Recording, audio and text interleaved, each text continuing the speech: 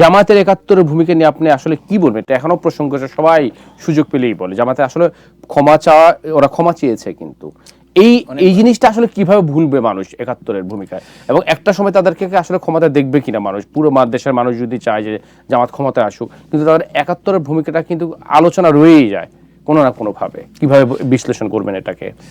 আপনি ভালোই বলছেন যে ৭১ আপনি একটু চেঞ্জ একটা সেই ৭১ নিয়ে আপনি যদি বসে থাকেন তাহলে ২৪ দেখবেন কেমন ২৪ যদি তারপর তার আপনি আসবেন, আপনার 2060 দেখেন, 2041, 45 দেখেন, সামনের দিকে তাকান, why C and the back. এবং ধরেন আমেরিকাতে প্রথম জাতির পিতা খুব একটা নাই, ফাউন্ডার আছে, বুঝছেন?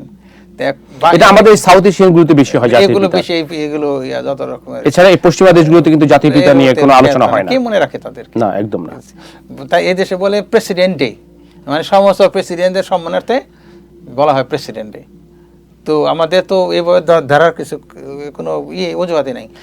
আমেরিকা স্বাধীন হয়েছে আপনার ইংল্যান্ডের থেকে এরা কি ইংল্যান্ডকে বুকতেছে? না, নেভার। তারা তো একসাথে, এবং ইংল্যান্ডের সবচেয়ে ভালো সম্পর্ক, ভালো এলাই তাদের। আমেরিকার সবচেয়ে ভালো বন্ধু হচ্ছে বাইরে হচ্ছে England, Australia, New Zealand, English country. তো আপনি যদি সামনের দিকে তাকান, আপনি হোয়াই লুক এট ব্যাক।